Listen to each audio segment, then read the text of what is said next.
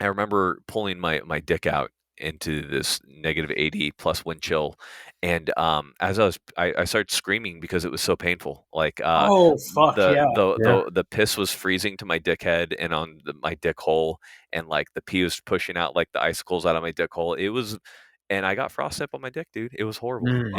It Oh was no. horrible. Yeah, it was horrible. And I was like, people live here, dude. People live here, and I'm just some retarded white kid up here, like pissing into the wind because I Yeah. fucked up and didn't keep my Gatorade bottle close on me. Yeah, it's so stupid, dude. And it's like small things like that where you're like, let me go piss at night, and it's like, yeah, good luck, you're gonna fucking die. You're listening to the Art and War podcast with your hosts, Mitch and Nathan. Mitch is a former airborne infantry squad leader who now spends most of his time coaching soccer. Nathan is a professional illustrator and an avid shooter with a couple of years of Canadian military experience. Together, they run the Seaburn art page. Enjoy the show. Swear a lot, so That's fine. Oh So- man, that's fine. Anything Okay. goes on this. We started the first episode. Mitch is like, "Hey, we should probably play it kind of safe. Like maybe let's not use slurs. Maybe let's not say the word retarded." And I think it took maybe 20 minutes. Yeah. Yeah, Like, yeah. we just Well, our previous editor was concerned that it was going to affect sponsorships, and we're like, Mm. yeah, but we want to be genuine, and yeah. we have the same sponsors that we've had since when did they start? Episode 2 or 3? Like I think episode 2. Yeah. At the same time, like if they've listened, I'd be very surprised. I would I be. don't think they realize like we have gone directly from like disparaging Italian people and Mhm. That's good. That's what you want to do. Yep. yeah, all of that directly into their ad reads. That's wonderful. That's what you want to see. In fact, you love to see it. Yeah. I hope this is your intro right here. Like people just get to hear this entire bullshit. Oh right yeah, here. they're Oh good. fuck! Have we actually been recording? Oh we Yeah, have we're been- recording. Yeah, This we're is recording. beautiful. I like it. Before we even really get rolling, I should have done this beforehand, but just so you know, Mhm. if at any point we say anything or you say anything that you Yeah, might man. not want out there, just say, hey, Yeah. BR, take that out. Our editor listens. He'll hear that. He'll take it out. It doesn't matter Yeah, if if I it's say like a something really juicy. bad racial slur or something like that. Yeah. We usually keep those in. Okay, good. Wait, You we just did. bleep over them. Yep.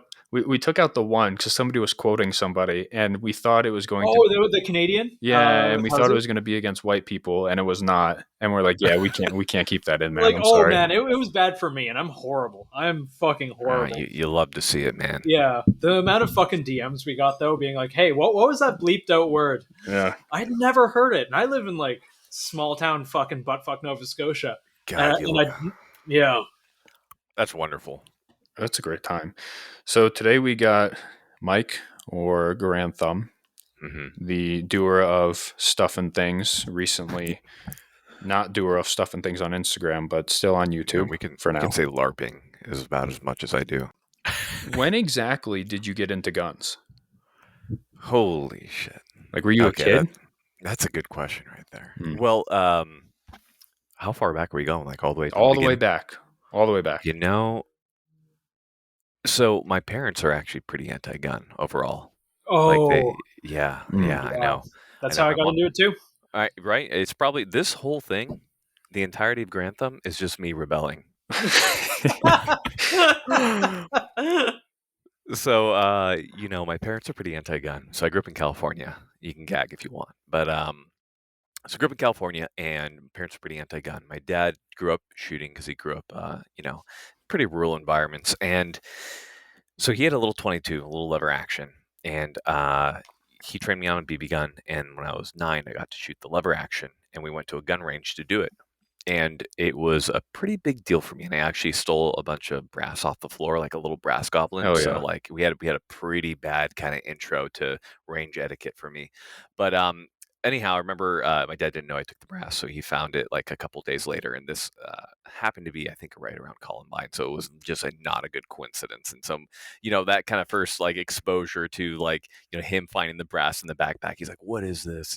I was like, "I took it from the range because I thought it was cool."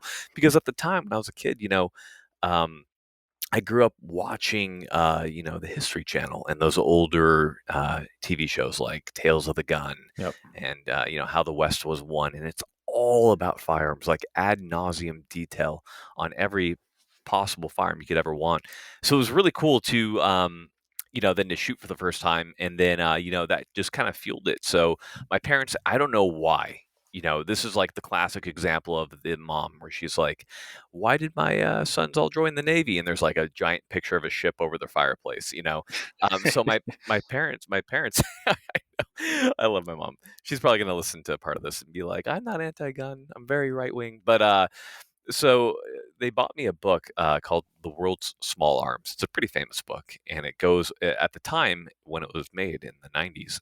It encompassed pretty much every firearm that was ever made, with a lot of description, pictures, internals, and so all of that kind of happened, kind of that crucial 9 to 11 period of my life, and then.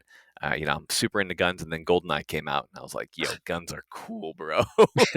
And it just kind of continued. And I play video games. I was like, guns are pretty cool, but my family was pretty anti-gun. We just had the 22 lever action. I really didn't shoot until I left home and I went out to Utah to go to college, because that's where my brother had gone. He'd gone to like some military school out there because he was in a gang drive-by shooting or something like that. But the long story. So I got out there, and I was like, "Oh, I can buy a gun now." So I bought an SKS, and the rest is kind of history from there. So even with anti-gun parents, they still bought you that book, and they were still kind of supportive of your interests. Definitely. My parents have always supported my interest, and they've been wonderful in that way. So, despite the kind of anti-gun leaning, they certainly bought me that book, and I was allowed to just read that thing ad nauseum, cover to cover, over and over and over again. That's fantastic.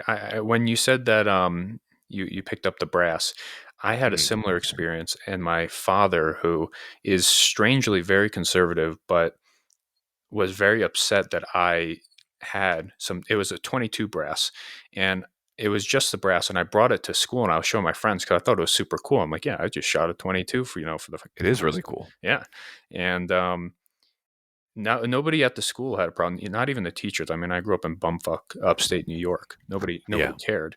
But I got home, and he saw it in my backpack, and he was like, "Why did you bring this to school?" And he thought he threatened to like call the cops if I didn't tell him why. And it was a really weird experience. But I still got into guns anyway.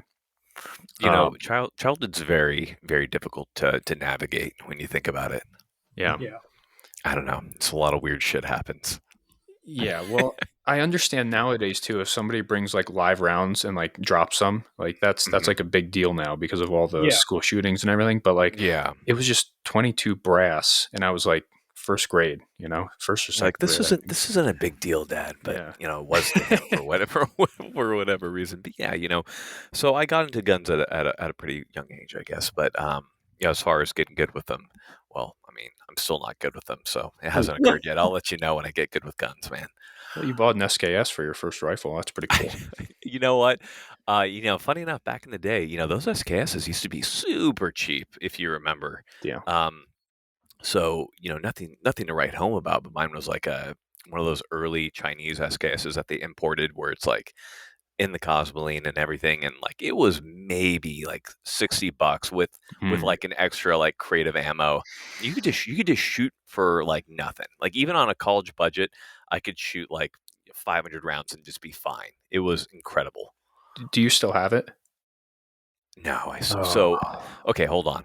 Let me explain. So I actually can tell you the exact what happened. So the SKS, it started going up in price, right? People started really liking the SKSs, and I was like, well, this is the perfect opportunity to upgrade.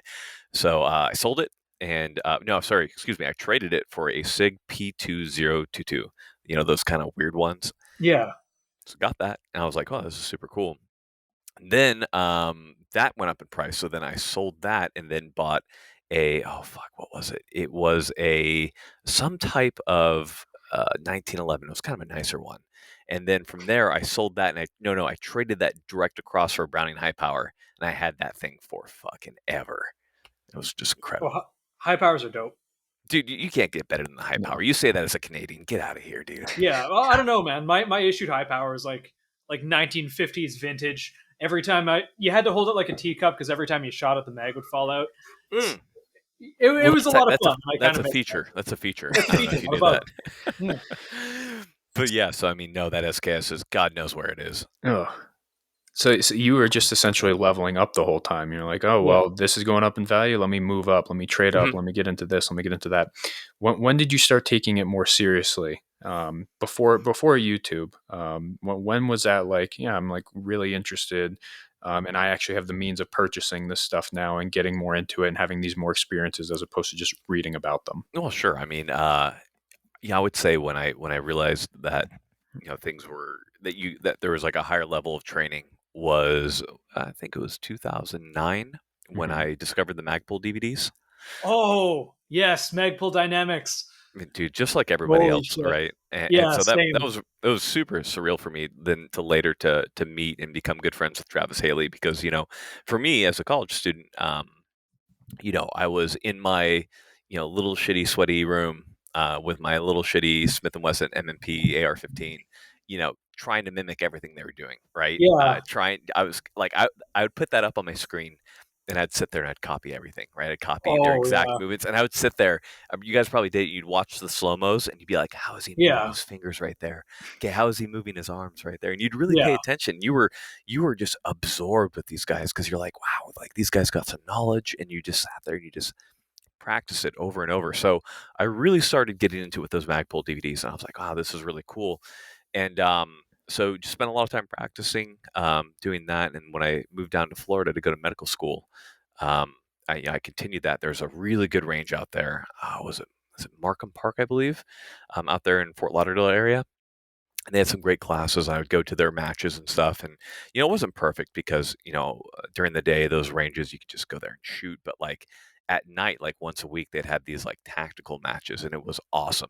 And so I'd go there, try to hone my skills, but I would say that from that first Magpul DVD on, I definitely started taking things pretty seriously, and that was what 2000.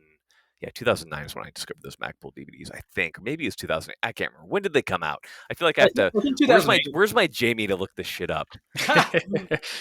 Unfortunately, he's not listening. Yeah, too bad. Yeah, we have to start getting him our editor actually listening live, because that is something that we want to do in the future when we all actually move this and we're all together. Yeah. We already joke about him being our Jamie. So are you saying that I'm not high profile enough to warrant like Listen, you get the more same treatment as supervision? everybody fucking else, all right? Actually. Oh my goodness. But Magpul DVDs, I think they were the catalyst for everyone, right? And that was Yeah. what was so surreal about here we go, just rolling straight into another story. But when I started the YouTube channel and the Instagram channel and started doing the whole Garand Thumb shit, someone was like, "Hey, you look like Travis Haley." And in this world of like super hyper connectivity, I was like, I can tag this motherfucker now. Mm. So I just tagged Travis Haley, and I was like, well, yeah, that's because he's my dad at Travis Haley. And I did that. I did this for maybe a week, and out of fucking nowhere, Travis Haley responds back and says, "Yeah, that's my son." And I was like, and this is now canon. This is real. And funny enough, we never even talked until SHOT Show of 2018, and I met him in person. He was like, "Hey, what's up? Good to meet you and all that." And he's super cool. But I attribute all of my fame to Travis Haley just giving me that little nugget of fame right there by pretending that I was his son for a little bit. It's funny that you mentioned that, because when we had admin results on before you Uh-huh. decided to invite him out and do all types of cool stuff with him, Yeah, before we he were became famous. we were talking to him, and Yeah, we were like, I legitimately thought he worked for you or worked like around you already, and he was like, no, I yeah. just tag him a lot, and he just one day just started responding to it, and I'm like, well, is that just how everybody gets famous off of the internet now? We all just like layers. There's Yeah, layers yeah. to it. It starts with somebody, and then we build off of that. I think that's hilarious. The phrase is "Don't let your dreams become memes." I've heard that. Don't you Yeah, let your that's memes be It's dreams? heartfelt. yeah. Don't let your Heartfelt. memes be dreams. Yeah, so that's exactly what happened to admin results. He just memed his way into everything, and I I love respect that. I respect the hell out of that. Oh yeah, no, Yeah. he's He's great. a cool fucking guy. I love him, dude. He's Yeah. one of my favorite people that I know. We play Battlefield 5, and it's insanity together, just absolute insanity. If you ever ask him about it, he is horrible at anything other than playing the tank on that. Just ask him about it. He gets very, very touchy about it. He was playing with Brandon Herrera today on live, and I was watching that and making fun of him. Good. Yeah, you should. Yeah, I don't know what it was. He said that somebody asked him about you actually, and he was like, "Yeah, I'm in an NDA. I can't talk about what's going on with him." And I'm like, I don't even know what the fuck anybody's on about anymore. Everybody's just talking about all different types of things. Yeah, it's a little wild. Is it something you talk about? The NDA, what me and him are doing? You don't have to. Wait, well, hold on. We can talk about it a little bit. Okay. We'll say this. We'll say that you can expect a lot more between us. Sexually. Sexually. No, we're gonna we have a lot more things coming, and even bigger things on the horizon, I would say. That's super vague. That's super vague. That does not violate any NDAs. That does nothing, and it does nothing. It doesn't help you at all, but that's what you get. That's okay. When you were jokingly, or maybe you were very serious, I don't know, when you were like, yeah, I'm not high profile enough. I do have a question about being as high profile as you are, because I'm not high profile, but I appreciate it. You're high profile. Do you find it that now that you're, as big as you are on YouTube, previously on Instagram, you're still, what are you at, like 100,000 now since you came back? Let's see what the channel is at right now. Just 83, man. It's getting slowly. Well, you're still getting back up there. Yeah, we're getting there. Do you find it that people are a little bit more hesitant to reach out to you now that you're in the standings that you are within the community, held in such high regard? You have such a large following, such a powerful audience, and such an engaging audience. Yeah.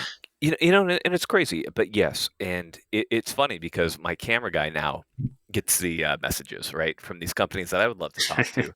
Like they message him, and they're like, "Hey, do you think that Mike would like to do something?" And I'm like, "No." Oh my God. And I get it, right, because my DMs are psychotic, and maybe they don't realize they can email me, but yeah, I definitely see a lot of people where they reach out to my friends or to my wife. Like, that's really... I know, but Ash will be like, "Yeah, I guess a Smith and Wesson wants to talk to you." No, I'm just kidding. I'm just kidding. They hit me up directly, but no, yeah, there's definitely a lot more hesitation for a company to talk to me because I don't know, maybe they see me as like too big or something, but I'm not. I'm just a kid LARPing, right? That's a good way to look at it. Yeah. Well, I noticed, I asked that with you because I even noticed with us, there was like a golden zone between like 10 and 30,000. We would wake up to like 20 plus message requests. And now the engagement is drastically up, but we get significantly less messages. And I wonder if that's because people kind of feel that way. Well, it's just because people just don't like you anymore. They got to know you're very unlikable. Is probably we did too much fat shaming. Yeah, we fat shamed way too many I do hate people. fat people. Yes, requisite sponsor required fat shaming at least once an episode. Yep. At least every episode we have to talk about fat people. I'm gonna get canceled. No, you're not. Not on this podcast. Not on this podcast. If you get canceled because of this podcast, we haven't been canceled, and we say the word retarded very often. And I we say very often on my channel as well. People get very, very offended about that word. Well, you know what? As a proud retarded person, I think that we are all retarded people. We have the right to say retarded. Yeah, I agree. Yes. And it's funny that you mentioned the stuff that you say on your channel. Yeah. There was a PowerPoint presentation that we were given. I think I told you about it a while back. And they used you as a reference. They're like, don't be like Garand Thumb and say things like, the ATF is gay on like social media and shit. And I'm like, perfect. Yeah. That's incredible. I'm like, wow. You love to see it, man. I stand by that. By the way. Yes. ATF is super fucking gay. Yeah. Yes. On the record.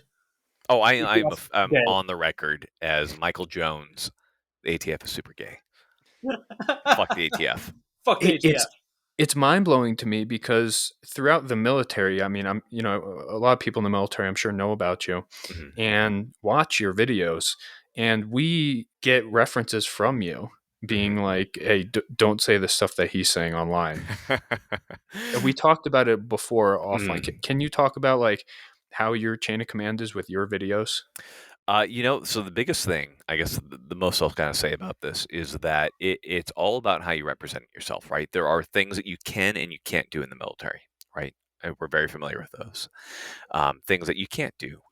We cannot get in uniform and make a statement, right, in any way, because that's going to appear official. We cannot, in any way, disparage the current standing president of the United States, right? There are just certain things that we're not allowed to do. So all I do with my social media is I make sure that I adhere to those, and I don't ever make sure.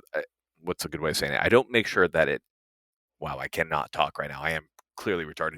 I make sure that at no point do I in any way seem like or make any statements that could be construed as representing the DoD in any way or representing the opinions of the DoD or anything like that. And I think that's really what's most important when it comes to this, because as citizens of the United States, despite being military members, we still do have the right to participate in the and in the political process and to have our political opinions known. We just can't do it as a military member. I can't say as you know, First Lieutenant Jones with the United States Air Force XYZ, and that nothing I say is as as a DoD member. You know what I mean? So you have to be very careful about how you handle that. And that's something that you kind of, I don't want to say you make a conscious effort to do, but even though you say things like the ATF is gay, yeah, you're not doing it in uniform. You're not doing it as a military member or anything like that. And then, so I had a really good talk with PA Public Affairs when I first made my YouTube channel, and they kind of went over all this stuff with me, like what was kosher, what wasn't kosher, right? And I've tried to make a pretty conscious effort of not focusing my channel around my military service. Yes, I'm in the military, and it's been a really wonderful experience for me, and I've really enjoyed it. But I try not to be like, it's not what the channel centers around, right? The channel centers around 2A culture, and that type of stuff, and firearms and all that good shit right there. It doesn't center around the fact that Mike Jones is a military member. Right. Yeah. That separation is important. Yeah. And you don't see a lot of it too. A lot of people build their identities around military or former military service. And that's okay. Yeah, and that is okay.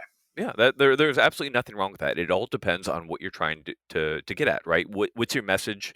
What's your message, and what are you doing with it? And for a lot of people, because of the type of work that they do, their military service is important. So I absolutely understand that. So we went from Utah. You went to Florida for med school. I did. Yeah. When did you decide that you wanted to be an officer in the Air Force? Right. So I've quit med school because I'm very bad at medicine, and I really just wanted to be I don't know. I just wanted to go full time in the military because at the time I was reserve in the Navy, which is nothing. As you know, the reserves is like literally less than nothing. You can quote me on that. Just kidding. I love my reserve guys. But yeah, I wanted to just go full time. I really was having a poor time at medical school. I just wasn't cut out for it. You know what I mean? Like everyone's going to taste failure, and for me, it was med school, 100%. So wanted to go in. So joined the Air Force, quit med school. Navy was at a point where they were downsizing anyhow, and they're like, yeah, good, go ahead, go to the Air Force. So I went to the Air Force, waltzed in there, and tried out and got picked up for SEER, made it through the pipeline, did SEER, and then transferred from SEER to TAC B. Been doing TAC B ever since. It's been a good time, man. That's awesome. Yeah, there's a lot of people that have, it's either one extreme or the other with it's been great or it's been awful. Right, yeah. And I think perspective kind of changes as you go along, but I think so. So you're doing all this stuff, and then you decide to make a YouTube channel. Well, so I mean, so at this point, YouTube channel I created like forever ago, and I don't remember what the old name used to be, and I essentially was like, I'll shoot, like, I think one of my first videos was I had like 3 milk jugs, and I shot them with a finished Mosin Nagant, and it was like it was like Mosin Nagant versus milk jugs, and it was super anticlimactic. Like it was like a 10-second clip, and like it's a milk jug, and then like the camera's shaking and the milk jug explodes, and the other 2 are fine because the bolt deflected, and that was it. No commentary, nothing. Terrible. It's filmed on some shitty camera, and I'd kind of made little videos like that. Had like another video where I was shooting pumpkins with an SKS. If my really OG people will probably know of that video. But, I didn't become serious about it at all until around 2017. And so around that time, we got issued a Cry JPC, my unit we were at. And at the time, the JPC was a brand new thing. No one knew what the fuck it was. And I was the resident, can you say gear queer? Is that going to get Yes. censored? Yeah. Okay. No, Yeah. no, not at all. Okay. I'm being too politically correct. Fuck it. So anyhow, I was a resident gear courier, and everyone was like, Mike, how do you put this together? So showed the first guy. Cool. And then a second guy came up and was like, hey, how do I set up this JPC? Showed him, third guy, fourth guy, fifth guy. People just kept coming to me, and I was like, God damn it, like, I'm just going to make a fucking video on how to set up this fucking JPC. So I made a video on how to set up this JPC, and I was like, I'll kind of make the video a little bit more broad, get a little bit social media savvy. And so kind of made it a little bit more broad, like generally how to set up your plate carrier, and posted it, and it got like 1 million views. And I was like, well, it looks like we're doing this, I guess. And so, the next video I think I made was on packs. I was like, how to pack a long-range survival pack. And everybody who I knew when I told them I was going to do this was like, that is the stupidest fucking idea I've ever heard, Mike. They're like, everybody knows how to pack and wear a fucking pack. We do it every day. I'm like, no, I'm telling you, like, people don't know how to do this. And so I posted it up, and the first comment was, you're a fucking retard. You put all your heavy weight at the bottom of your pack. And I'm like, see that right there? Yep. And they're like, Jesus Christ, people are retarded. And, and kind of continued doing videos ever since. And then the channel's evolved a lot, but. So that was your oh shit moment when you realized that you can do it, was with that Cry JPC setup video. Yeah. And I really didn't have an inkling of that I could make money doing this, or that I could make this like a living, or something that I took more seriously. I have my my convictions as a human being, as an individual. I never thought at any time that this would be something where I'd have the following I did. You know what I mean? Like I thought I would make a couple videos, maybe I'd peter out at some point. Yeah, but I ended up really loving it. It just, I don't know, it really resonated with me. I really enjoyed making these videos and showing people like what it felt like for me to shoot these guns, what it, that visceral feeling of what the action was like when it fired, and how this gun felt to me. And because I always felt like, when you'd watch review videos, and I'm not shitting at all on old gun reviewers at all, but sometimes you'd watch these old videos and you'd be like, you gave me zero information. Like you said, you shot this gun like 20 times. You're like, this is a good gun. I'm like, based on what? Based on what? Like, you haven't even talked to you're shooting like a non-professional as well, So I was like, what would it be if maybe I use this, or tried to use this using the training that I had. I tried to shoot it really hard. I tried to look at this from a professional standpoint, on how this weapon performed, and so I've kind of stuck with that. And certainly it's kind of evolved from the gear aspect only, but we are where we are now. If you have that milk jug video, I don't know if you've posted it already. You should post it. I think people would appreciate that. I would. I'm curious. I actually want to watch it. Okay, hold on. I'm looking literally right now. I am looking through my content catalog. So I don't want to disappoint you guys, because like I have like a very like strong sense that I want to please you. This is probably a problem. That's because we're big time. Big time. I don't know if it'll autofocus. God damn it! Oh. That's perfect. That man tit. I love how fat he is. That's my favorite part. That is in your Instagram. That is gorgeous. Okay, we're going back to these early videos. Oh my God, we are going far back in time. No, it's not there anymore. I'm very, very sad. I am so. The SKS video is gone too. Fuck. Oh, what the fuck? Yeah, I blame Mark Zuckerberg for this. Honestly, yeah. Yeah, that's funny. So I'm looking through it right now. Interesting. Yeah. So I remember these videos when I posted them, and yeah, there's like those those videos. That's crazy. It's weird to look through your history. Yeah. I'm probably doing revisionist history at this point. I don't remember it, so I'm just making up a story or something like that. One thing I can tell you absolutely is that when I made the channel name, when I changed the channel name to Garand Thumb in like 2017, so I was like, I really fucking just love the M1 Garand. Like, I just love this fucking gun. And I was like, it'd be really cool is if this is before I made any videos. I'm like, what if my entire channel was centered around shooting the M1 Garand? Like, that'd be so fucking cool. Like, very specific. Very specific. So I changed the name to Garand Thumb. And I thought about it after I changed it. I'm like, I don't feel like anybody would watch this. And, but I kind of stuck with it, and I created a Facebook page. And funny enough, somebody else created a very similar blog with a similar intention around the exact same time, Garand Thumb blog. I don't think he likes me at all, because he has like a large section in his about page talking shit on me. But yeah, I don't know. It's funny how history goes.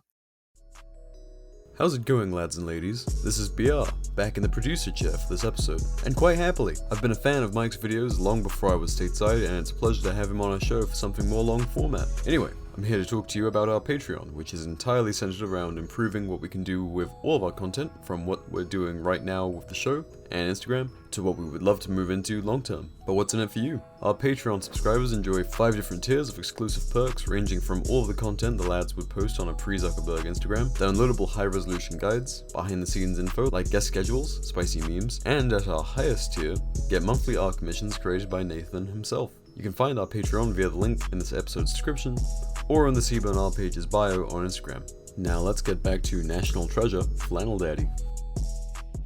So I'm relatively new when it comes to like the internet gun culture. Growing up, I grew up, in a kind of conservative family around hunting and guns. But I remember even when I joined Instagram, and it was just me, like 2018, 2019. I remember Q&As where people would ask me about, so what are your thoughts on like Lucas Botkin? What are your thoughts on Garand Thumb? And my response at the time was, I have no idea who the fuck these people are. Yeah. And then I would get videos. Good. Fuck those people. And I would get videos all the time. And I'm just like, man, I'm like way too fucking busy to like watch any of these videos. Yeah. Fast forward, it's like late 2019, I think. And I was looking at buying my first AK. And at the time, it was going to be the PSA AK, and I think you had a video on it. And my buddy at work, the only person besides like people in my chain of command that know, I'm the one behind this page at the moment, which they could figure it out if they put 2 and 2 together. There's former soldiers of mine that were directly under me that followed the page. I think is funny. Yeah, and you've like faced doxed yourself. You have your name out there. Your last name's in the podcast. All this stuff. I'm surprised more people haven't figured it out. Is what it is. Dox you. Yeah, go for it. But he showed me, he all the time he would send me links to all these different videos anyway, because he's kind of the one that really got me into like the internet culture. Oh, I know who you're talking about. Yeah, I like him. Yeah, he's a great guy, guy. And he showed me your video. I think it was on the PSA AK, and he was like, "Just get this one." Oh, the 103. Yeah. And I hate to tell you, man, but that video, they paid me so much money to make that video. I'm just kidding. Fuck. Well, I didn't get it. I didn't get the AK. Yeah, you got a KP9 instead? Yeah, I went with the KP9. Nice. Yeah. Great gun. Great gun. Fantastic. Very happy about it. Great choice. Only since you brought it up, I'm going to talk about it. Yeah, go. Working in the gun industry myself with Mira, I've seen how much money gets passed on behind the scenes. It's disgusting, yeah. It's crazy. Mm-hmm. It's crazy how much money there is. I think my theory on it is gun companies and tactical companies and whatever they're doing, they aren't able to market traditional ways. You won't see them on like a Super Bowl commercial. So they have this huge marketing budget, but they don't have the traditional means to do it. So it gets passed on, and it's kind of a double-edged sword. Yeah, it is, man. I mean, I have a lot to say about this. I want to hear it. Man, it's very, very clearly laid out, I think, both in the law and morally, right? That if you take money to do any type of video, that you have to disclose it. 100%. That has to be disclosed. I can probably count on my fingers how many people have actually disclosed those relationships, and it's very problematic because I know these companies, and I don't like it, man. And it really calls into question just a lot of stuff. I mean, we see it the most, I would say, in the armor industry. Oh my God! Yeah, the armor industry is particularly bad because ceramic armor has been mass produced by Chinese companies very well, and these Chinese companies, as you know, are very scrupulous in their business practices and how they get their products shown. So, and especially when we're like, it's one thing to market like a mouse made in China or something like that, but when you're talking like products that are used in defense of your life, like body armor and stuff, and tourniquets and medical kit, it's so it's that morally I'm not down. Yeah. I don't know. It's very it's tough, man. You have to disclose it. That's it's a fact. There's just nothing else that can be said about it. Like, if you take money for a product, you must disclose it. If you don't, not only, like, besides breaking the law, whatever, fuck it, fuck the ATF, right? But besides breaking the law, like, morally, there's a huge conundrum there. Yeah. Because, like, imagine, I'm just waiting for this moment. I'm waiting for the moment when a marketing manager from one of these companies separates from the company and, in a disgruntled effort, downloads all the spreadsheets for all the influencer payouts and posts them online. And can you imagine if they had solid proof that an influencer was paid but did not disclose it in a review? That'd be huge. Oh my god. Yeah, And there'd be so much of it. Yeah. Huge amount, man. Huge amount. Huge amount. You know what I mean? Yeah. And sure, I understand this. I understand that it's easy for me to sit back because at the time when I was going through, it wasn't so much a problem, and I've gotten to a point where the YouTube funds it, sponsorship from Brownells funds it. Make sure you go to Brownells, guys. Brownells sponsors it, and to where I'm good financially, right? I'm supported by these companies, and it's in such a point where I don't have to take the money from these companies, and it's easy and it's good and it's great. My ammo is sponsored by another company. Everything's kind of separated, and it makes this review process a lot easier in terms of disclosures. But, like, I do sympathize with smaller channels where they don't have the ammo sponsorship, they don't have the gun sponsorship, they don't have that, because I was there. I understand how much ammunition it takes to review a product well, and how much you really put into that. Like, I know it's tough, but then things blow my mind because you look at guys like Aaron Cowan from Sage Dynamics, right? This guy consistently burns fucking optics down. Like, he's like, yeah, I'm just gonna shoot 5,000 rounds, and on camera he, like, shows him just burning through 1,000 rounds. I'm like, where is this guy getting this fucking money to do this? But he's doing it. He's giving great reviews. Like, so it's doable, but, like, man, the financial investment at the beginning, like, you are truly, like, zero sum that first couple years, I would say. Like, it is rough. So the time investment, the money investment, it's huge, especially at the ammo prices now. I can't even imagine. Yeah. Oh my God. Yeah. Ammo prices right now. I mean, like, just like anything else, like, think about starting a company. That first couple of years, like, that company is not really going anywhere. It's kind of spinning its wheels. You're kind of investing right back into it. You're not really seeing the benefits from it. And, so then you have these guys, in that position, and then some.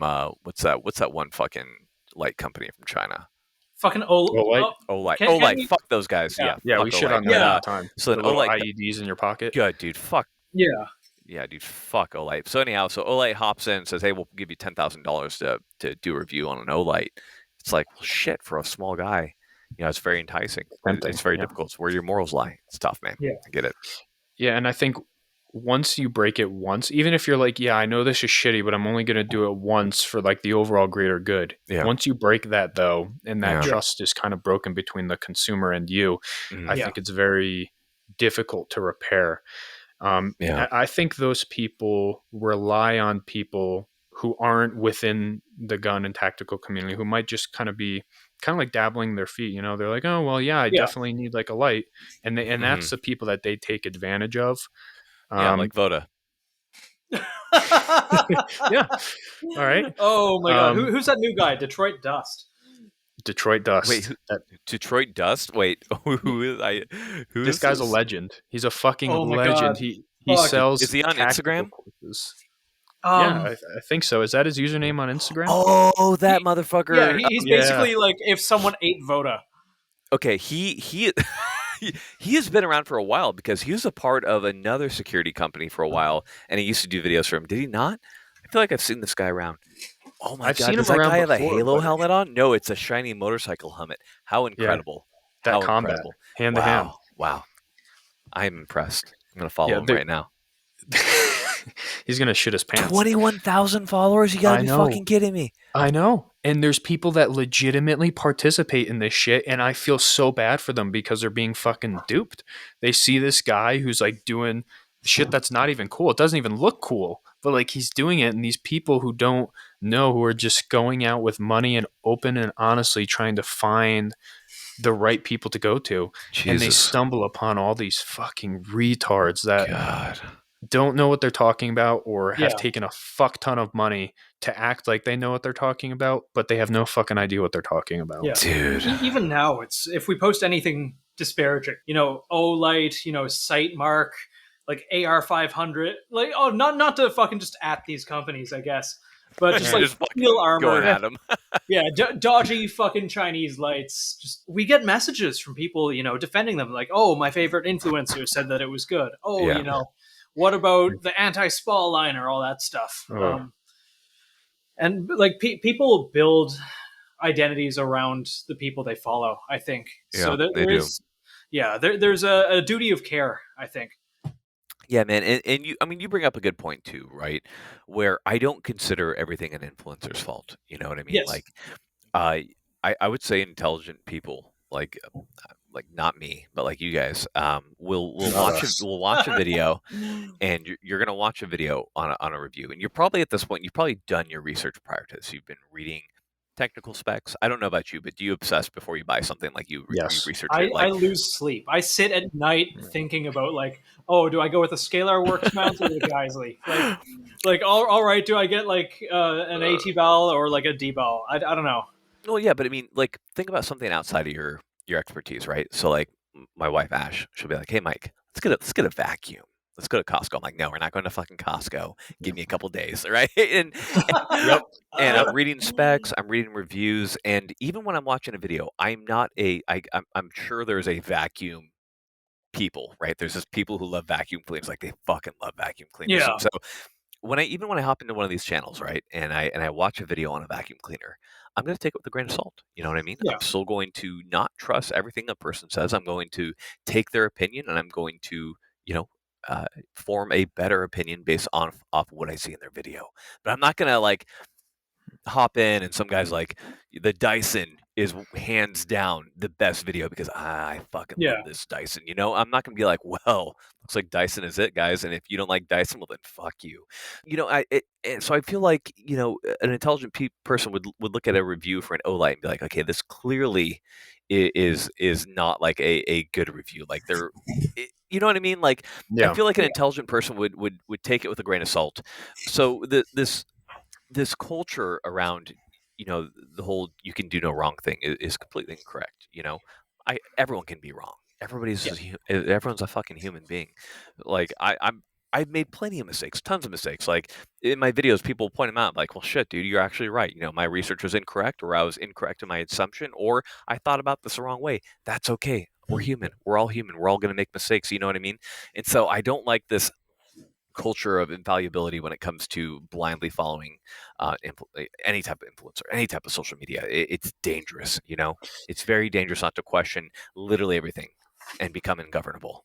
It's a very double-edged sword. Ungovernable. We're I'm gonna get that tattooed to my fucking forehead. Sorry, continue. Sorry, go ahead. Just getting money, and because we have sponsors that we get paid for, but the problem, it's not even a problem that we don't have more. The reason we don't have more is because we get offers and we say no because we've never run their stuff before. And who the are your offer is sponsors, by the way? AWS. Advanced Warfighting Solutions. I love those guys. Yeah, they're really cool. Super great fantastic. people. Yeah, you actually get a free belt. All of our guests get free belts. We were going to tell you at the end, but wow. I feel very honored. Yeah, everybody gets a free They're belt like from the us. OGs. They're the OGs in the industry. They've been around forever. Like they pioneered a lot of concepts. Yep. Yeah. They've been Mitch, around. you ran since, one of their belts in Afghanistan, didn't you? Yeah, I've run their belts for 4 years now, 4 or 5 years. And when we got in contact, well, ironically enough, we got in contact through them from we had him on the podcast. He's the one who runs Operation Doggo Drop now. But he's like like the fucking plug, this dude. This dude is like the fucking plug. He runs our tactical gear, but he runs industry gaming night where he like introduces folks. It's great what he does. How wonderful. But I love it. That's how we got in touch with AWS. And I was like, holy shit, I've been running your shit for like years. Like I'm a huge fan of your shit. And now they're sponsors of the show. But it is interesting when there is money out there to be made for sure. If you have any type of audience, there's money to be made. Yeah. And a lot of these companies don't even look at engagement. They just see follower count. So that's you so can just stupid, fake that. dude. You can buy the shit out of followers. Yeah, you can just if you fake want that shit. Yeah. Yeah. But you got to look at engagement, man. Yeah. There's so many. It's so easy to find, though. Yeah. You're like, why do you have 4,000 fucking people from the Philippines with no profile pictures? Yep. This makes no sense. I've had to talk to companies about that. They're like, yeah, we paid this influencer. I'm like, okay, go look at their account now. Like, start scrolling the followers. They're like, what the fuck? Yeah. Like, welcome to your own personal hell of your making. That's part of what I do with Mirror. There's a lot of things I'm trying to change over there. I'm not going to get too deep into it because I do work for them right now. But NDA. Yeah. But one of the things that I do over there is when people reach out, because people reach out to us for free shit all the time. And like, I get it's part of the industry, but then I'll go and look at their page and they'll have like 100,000 followers and they'll get like 50 likes on a post. And I'm like, this is fake as fuck. Like, I know this is fake as fuck. Promote it on Military Blaze. Yeah, all that shit. Promote on Military Blaze. Page, by the way. Yeah. Everywhere. It's everywhere. Yeah, it is. The problem I've been having is I've been having a shit ton of channels where they'll steal my content and post it and be like, do you know who this is? I mean, clearly it's just my content they're posting. Right. And so they're getting like thousands of followers because I make badass content. And I'm like, motherfuckers. And then you try to report them and YouTube's like, Instagram's like, nah, they're fine. They don't violate any policies. And like, now you on the other hand, fuck you. Yeah. Delete your Instagram. Yeah. There was when you got zucked getting into that. Yeah. There was when that new you had the new page. I was skeptical. I'm like, somebody fucking just made this. Yeah, there's no way he got Garand Thumb. Like, you know what's funny about that? Yeah. I've had that Instagram for years and years for this exact contingency. Yeah. You're smart. I was prepared. Do you think there's any chance your appeal will get? Because when we got I think we waited a week to get a response when we appealed it. Mm-hmm. And we just got like no, you broke the rules. Here's a list of the rules. Nice, fuck you. Yeah. So I feel like no one who's zucked ever really comes back. It's the exception, not the rule, but it's still from. Yeah. I have no idea, man. Who knows? Maybe not. It really doesn't matter to me. The fact of the matter is Instagram is kind of a secondary thing for me. It never made me any money. I do Instagram because I like it and I like posting memes and I like shit posting. I love shit posting. So if you notice, like half the shit I post is just memes. Like if you scroll through my stories, it's just like Harry Potter memes. I don't even know why people follow me, dude. I just post shit I think is funny. Like people be like, who are you actually, Garand Thumb? I'm like, yeah, man, I'm just posting shit I think is funny. Yeah. You know, I think that's what makes it a little more genuine, though. That's good. I appreciate people like the personality. Yeah. That's all carefully cultivated, by the way. I have like a research group, and they tell me when to post memes, when not to. You know? Yeah. It's like Zuckerberg with like being like a robot. They're like Zuckerberg, you must drink water. He's like, oh yes, water from my mouth hole. Yeah. People tell me when to do things, so I appear human. I think this comes up at least once every episode, but I just have to say it. I'm not one of those people who's like, oh, lizard people exist and they run the world, but there is one lizard person at least, and it's Mark Zuckerberg. It's Mark Zuckerberg. Yeah, he's a lizard. That's okay. He's a lizard. There's at least one lizard. Like the weird like video of him where he's got the bookshelves in the background and like there's a bottle of hot sauce on it or something. I would say he's like deeply autistic, which is okay. Yeah, that's okay. fine. I think we all He's are, fine. He just thinks a little bit different. He's a little bit awkward in social situations. That's fine. The guy's a fucking genius when it comes to like putting together companies and stuff. It's just you put him in front of like 200 people and they put like water in front of him. It's just too much. You know, it's just too much for him. Well, I always wondered why those people are being put in front of. I never looked into it, so maybe there's like legitimate reasons or whatever. But I always thought it was weird when like the CEO of Twitter and like the CEO of Instagram are being put in front of Congress for shit, and I'm like, what the fuck do they have to do with Congress besides just being largely influential? Powerful people, and it's weird because besides just controlling all information, why the fuck are they in front of Congress? well, because you look at who they are. Mm-hmm. Like they were like, go back, look at Jeff Bezos like 40 fucking years ago. Like you could tell this dude was socially fucking weird. Yeah, and now like he has to be in these social interactions and people are fucking surprised when they act weird, and I'm like, no, these are just weird fucking people that shouldn't be in front of a camera 24/7. He bought his way into space. Yeah. Like, what? Can you imagine that? Can you imagine being that fucking rich where you just buy yourself like onto a rocket ship that looks like a penis and you fly Where's into a space? cowboy hat? Cowboy hat, nonetheless. Dude, there's weird people and they get a lot of money because they're good at a lot of shit. And I mean, good for them. But yeah. they shouldn't be in front of cameras because then weird shit happens. No, don't put him in front of the camera at all. In fact, that's when you hire like an actor and you're like, this is Jeff Bezos, and it's like admin results, super charismatic and handsome with thick thighs you just want to bite. The press secretary. that mustache. And you're like, this right here is Jeff Bezos. Everyone's like, well, that's very cool. I think I'll buy more from Amazon, instead of a weirdo with a cowboy hat landing from space, like just jazz out of his mind. You'll love to see it. So, here's what's funny. I think I told the story to Mike Glover already, but I'll repeat it again. So I posted like 3 days before I got zucked, the photo of Kyle Rittenhouse. I said, you know what? When this is all over, I would like to interview Kyle Rittenhouse. And that got immediately taken down. It got like 1,000 comments and it got taken down. How the fuck? Okay, so they said I was inciting violence, right? So I was like, okay, algorithm is kind of wild. You don't know what's going to happen. So I'm going to make this very clear. So I posted a video and I said, hey, they say that I'm inciting violence. I am not. I would like to interview him because it's a journalistic endeavor for me. You know what I mean? Like, I like interviewing these people. Hell, I would invite the one guy who got his bicep blown in half. He come on, fucking whatever his name is. Now. Yeah. Gage Gross. He can come on as well. I don't care. Yeah. But the point is, so I posted that, and that was fine. The next day, I posted a picture of an SR-15, and I hopped on Vanguard to play with Micah, my camera guy. So we're playing some Vanguard, and we finish a match. I'm all sweaty from it, G-fueled out, I go and click onto YouTube to check comments. I kind of reply to them, in between matches, and I click there, and there's like 50 comments. It's like, rip to my boy got zucked. I'm like, what? So I go to click an Instagram on my phone. Sure enough, my fucking Instagram's gone. I was like, oh, god damn it. And so that's how I found out. It was just a standard. You have violated the terms of service. Here's a list of the terms of service. I got nothing. I got nothing from them.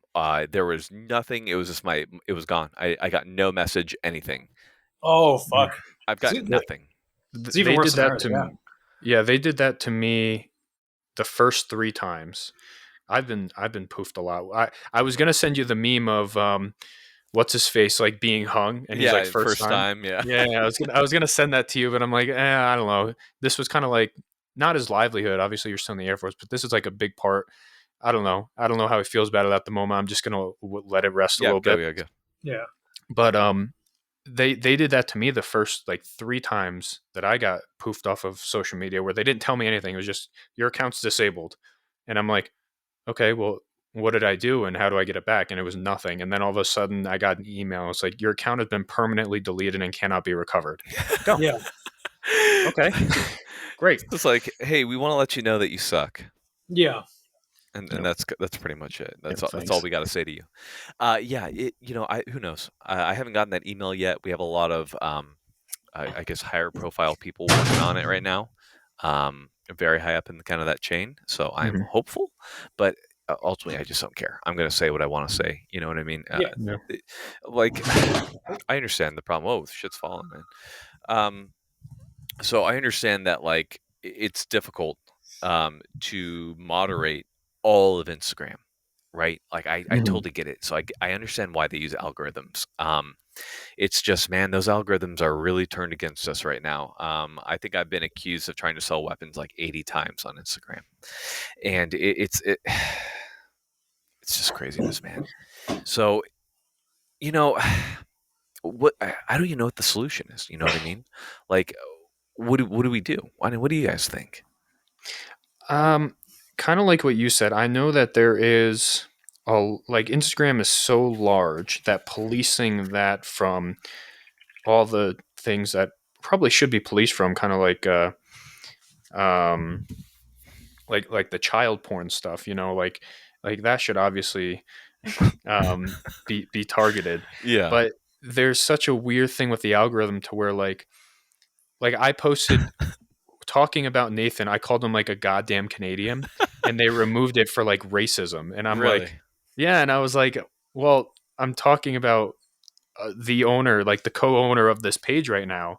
Like and it was like, whatever. I appealed it, and I got a response that might have been Friendly Human, might have not have been. That was like, yeah, no, this is racist. And I'm like, well, it's really not. Yeah, and so the problem is that these centers where they do all this, they it's all foreign, right?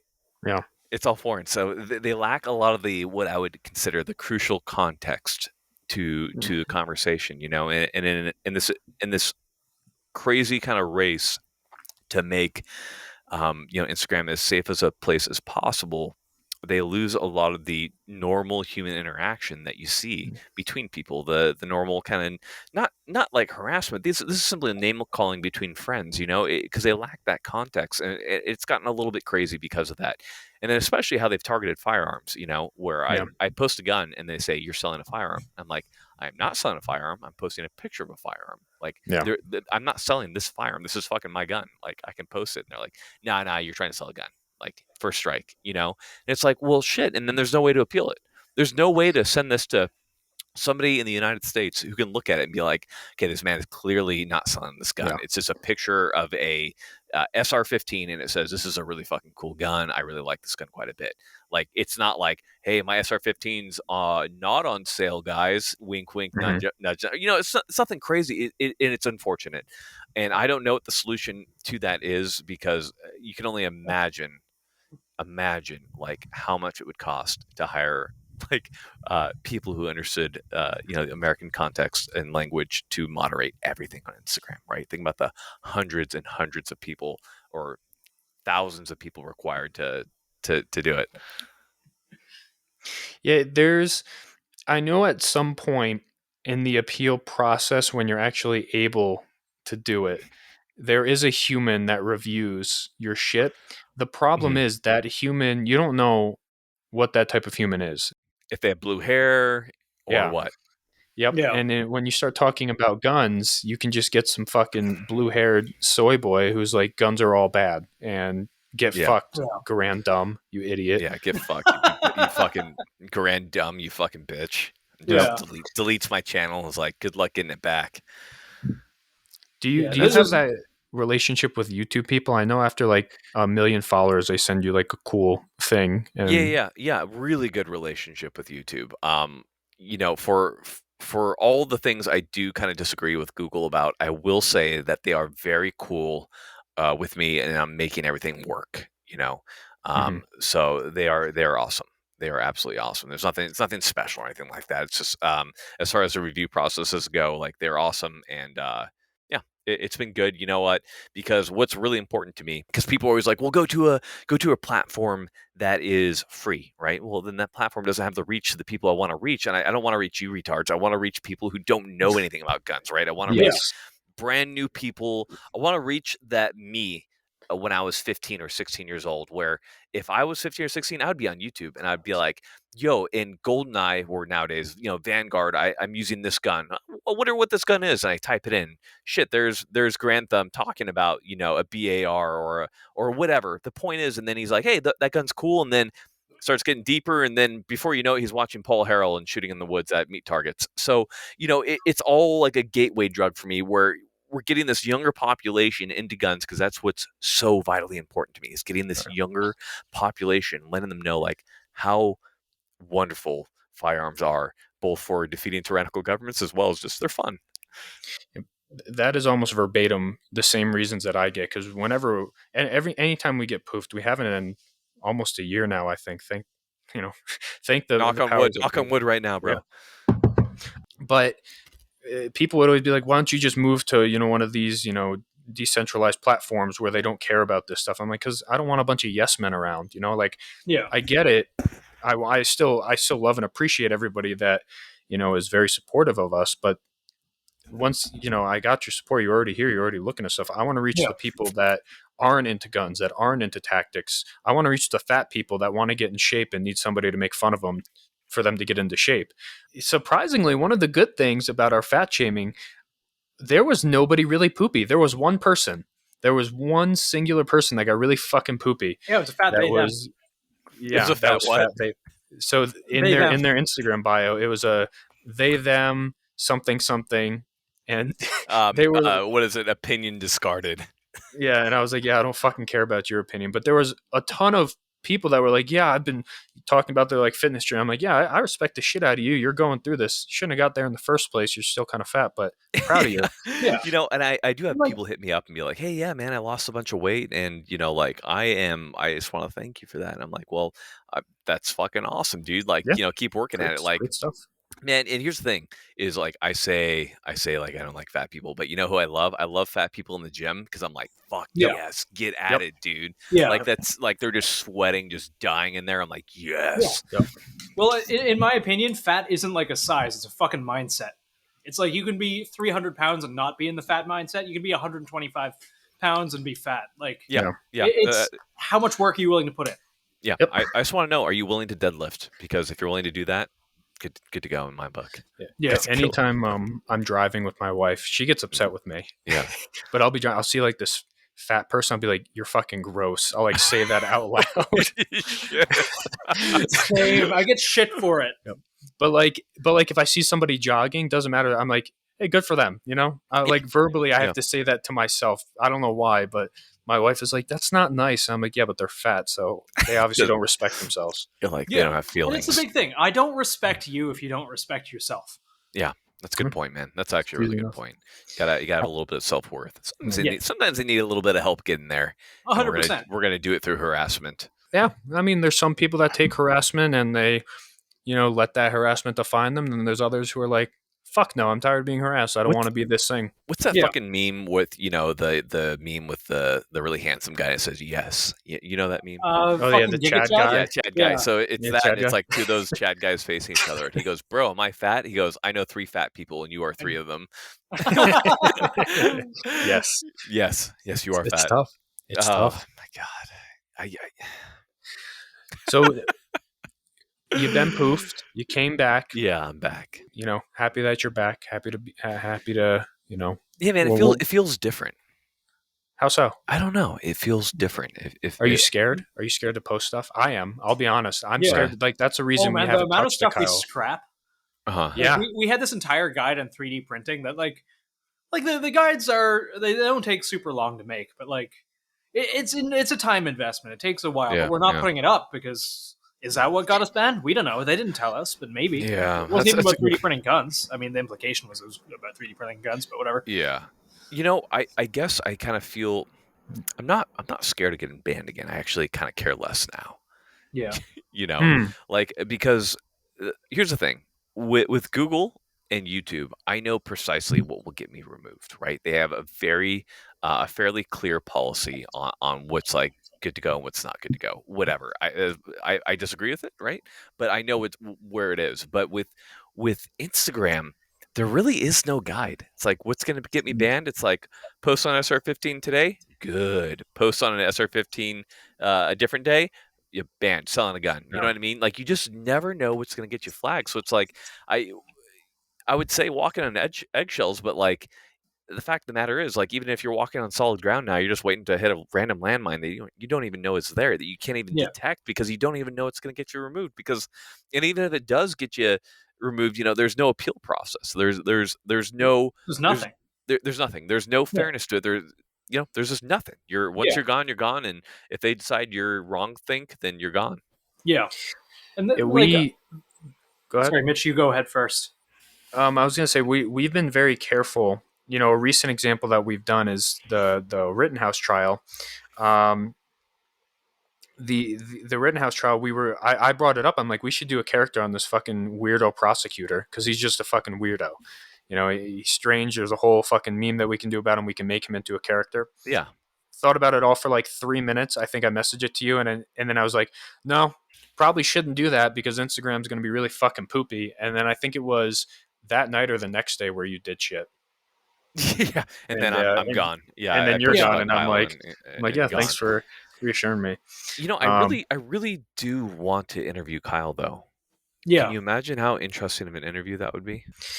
To hear his perspective on it, he might be actually. You know, it might not be interesting because maybe he can't say anything anymore. Maybe this trial is so hot, he's just not going to be able to talk and be normal about it. Yeah. So maybe it won't be interesting. But you know, one of my favorite interviews I did was of Rugi.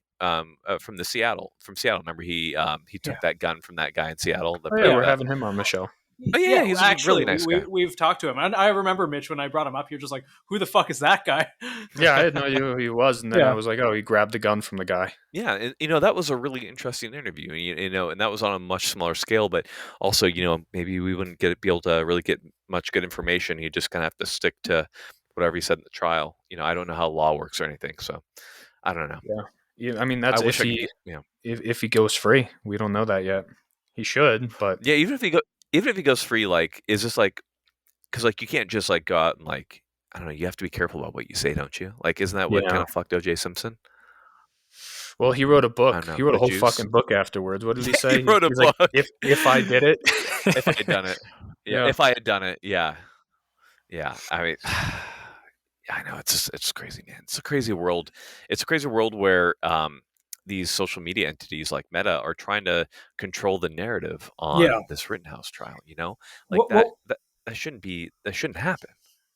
It worries me, and we've had this conversation on this podcast before. It's social media is so inexorably tied with how we live our lives that I view it more like a public service, like a telecommunications network. And imagine, say you say like a racial slur on the phone, and they just cut your phone access off. Yeah, that's where I worry that we're kind of going. Well, and that's a really good point, man. And I've made this point before, and I know me and you do have kind of different ideas about how this should go about. But I really do consider the internet to be an extension of the First Amendment. And I know there's a lot of back and forth on that, because on the one hand, this is all moderated by private companies, right? And I don't like the idea of the government stepping into private companies. But at the same time, as small as I want the government to be, the government does need to be there in certain circumstances to make sure that these mega corporations don't take over. That is one of the points. That's one of the reasons where I'm like, yes, our government needs to be there for that. Like, this has happened before with monopolies and stuff, where you can't let these companies just absolutely control everything and just fuck people. And I think that's what we're seeing here with social media right now, where I think we probably need the government. I hate saying that because I really don't like a large government to step in and be like, the internet is a free speech area. You can't censor people for this shit. This is psychotic. You know what I mean? And I know there's going to be a lot of, I can only imagine the comments right now. They're like, you government cuck. But anyhow, that's kind of my thoughts on it. Well, fuck them. Chances are, if they already listen to this podcast, they've heard so much of this shit. Yeah. Don't worry about it. We are accepting of all most types here. Yeah, I mean, as long as you don't want to throw me in a cage and fucking shoot me, like we. Yeah. So I'm going to take over right here. You ready? So one thing that we're getting into quite a bit these upcoming several years is we're doing like a 20-part series of videos on becoming deadly in the mountains. Anything from long-range recon patrol to reconnoitering. Basically, a lot of these skills that I've learned and I've gotten from civilian courses, from tracking, counter-tracking courses, and from all of this, we're gonna go hard. How to defeat IR, how to defeat thermal, how to scale mountains, how to work together as a team, wordless communication, everything. We're going hard. So we just actually filmed our first video on it, on just like a basic recce loadout, just like the most basic principles of stop, look, listen, smell, and how that translates to your gear. And then we're gonna be going hard. Anything from recce rifle setup to everything, stuff that you guys have talked about. But I think it'll be really interesting. I think that is so fucking important. Sorry, Mitch, go on. Are you prepared for? I mean, I know you already get autistic comments because I see it, but whenever you start getting into any type of tactics or information, are you prepared for the complete fucking autism in your comments? Yep, I'm totally ready, man. I mean, here's the thing: is for so long, people have really been emulating a lot of tier 1 setups, a lot of tier 1 units, a lot of tier 1 tactics, and as you guys know from training and military training, to get really good at CQB. You're talking like a team who's been working together for years, and not just a year of training, but years of training and of understanding, and day in, day out, work in the shoot house, knowing your gun oil in your hair type deal. A lot of guys do have the gun oil and the hair, but like being able to work with the team, like CQB is massively dangerous. And like, sure, you should train to it and stuff, but I think a much more applicable topic is, what about our reconnoitering skills? What about our light reconnaissance skills? What are our skills in the mountains? Because we're going to combine this with the fieldcraft. I spent a long time as a SEER guy, and that's a lot of very important knowledge that really isn't focused on a lot. So I want to try to rein it back and bring it to kind of those early principles of being a rifleman, of being a mountain man, of making those mountains your home. And how do you do that? Like, I've said it before in an old video when I talked about having an axe on my pack. People are like, why do you have an axe on your pack? I'm like, because I can literally rebuild civilization with this axe. You can literally go from the Stone Age to almost close, pretty damn close to the mid 1800s, early 1900s with an axe. Like, you can really restart civilization. So like, having those skills, like, it's important, man. You know, how long can you be in the mountains and live? It should be indefinite. It should 100% be indefinite, barring you get, Lyme disease and die. Like, it should be nearly indefinite. Yeah, and that's something that we talked about. I think it was with Isaac, where we brought you up, and how we're kind of in this transition between that next gun culture. We're in like a 0.5, Yep. where 2.5. where people focus on that CQB and small unit tactics, which, don't get me wrong, I think they should, but 100%. it's such a small part of what is actually practical. And when you mentioned, I think it was your suppressor video, where you were like, yeah, you can have like a suppressor, you cannot have a suppressor, but if you can't go in the mountains and live, you're going to fucking die. It doesn't matter. And little comments like that. I think I used that very rough quote. Because it's true. And I think little things like that are kind of helping transition from, okay, we talked about all the cool shit, and we kind of have a little focus on the CQB and small unit tactics, which is fucking terrifying and you shouldn't want to do anyway. But super terrifying. We went from that, and now we're starting to get into the more practical stuff that is kind of lesser talked about. And I'm very excited for that kind of 0.5 and beyond into that next phase, because I think it is infinitely more important and infinitely more practical than, how to pie a corner and the autism that goes into figuring out in what situation, which way you do it. And like, so I'm happy to hear you're doing videos. Yeah, me too. I think that is, and I'm not disparaging, CQB or the very talented and like really well researched and wonderful people who help us with the CQB guides. 100%. And like, I've done a little bit of CQB, and it fucking sucks. It fucking sucks. The one thing that I learned is like, there's no way to make it safe. There are only ways to slightly increase your survivability. And it is also like, while I do think people should learn it, it's if you're doing it in any capacity, especially in the ways that we're teaching, which are primarily offensive, things are fucked up beyond all belief. Yeah. What you should be learning is how to survive in the fucking woods. Yeah. Well, 100%. What you should be learning, how to purify and gather water, how to rebuild society with an axe. I like that a lot. It's important, and like, obviously, I have to push on it again, right? CQB, important. You should train to it, but it's like everything else. Like, think about, you're not going to spend all of your time practicing your draw, right? No, because the draw is one part of the larger part of shooting a gun. There's, of course, the presenting on the target. There is the trigger pull. It's the same thing with CQB. CQB is a vital part of shooting. It's a vital part of becoming a dangerous human being, which I want. I want everybody to be dangerous, right? But you got to think about more than just that. Like you said, you can have a suppressor, you can not have a suppressor, but the fact of the matter is, after a day and a half of no water, you will be on the ground having convulsions, and then your body will seize up. You'll begin to vomit out the lining of your stomach, and you will die. By day 2 of no water, you will be you might as well be dead at that point. I know. I've done water dehydration exercises with the military when I was a survival guy, and I will tell you, after one day of no water in the desert, I was pretty much, I might as well have been dead at that point. You know what I mean? I was non-functional. Any movement caused my entire body to cramp up. I couldn't even move. I had to uncurl my fingers with my other hand, because once I curled them, they would stay curled because there wasn't enough sodium to allow them to open. And people don't understand how brutal survival can be if you don't know what the fuck you're doing. And like, these are skills that are important. You've touched on that quite a bit, but like, Mike Glover talks about this a lot, and I know Isaac, man. Can I talk about how much I love Isaac for a second? Oh, I please, love, please. I We love also Isaac. love Isaac. I love Isaac. He's so well spoken, but like they've talked about, like we need to return to monkey, right? We need we need to Yeah. return to fieldcraft and make this popular again. You know, and I'm sure in a couple more years we'll swing back to CQB, and that's cool. But at least we've taken this time. We've learned those vital skills. I feel like we're losing. Yeah. Yeah. I think you very recently posted a picture of you doing like Arctic survival training, I think it was. Yeah, today. Yeah. Yeah. I did cold weather survival training up in Estonia, in the middle of fucking winter. Oh wow. And Yeah. it was, I'm assuming, I don't know if the Arctic is colder than Estonia, but just that cold weather survival training in general is something where I thought I knew what the fuck I was doing, and I thought I knew what cold was, and then I learned what cold was, and I learned how to just survive in those little things. I'm very grateful I went through that course, and I'm very grateful I have that knowledge and experience. But I think people don't want to focus and think about that stuff because it sucks. Like when you said your hand is curled up because it doesn't have enough sodium. Dude. That sucks. Nobody wants to do that training. But CQB training is fucking fun and exciting.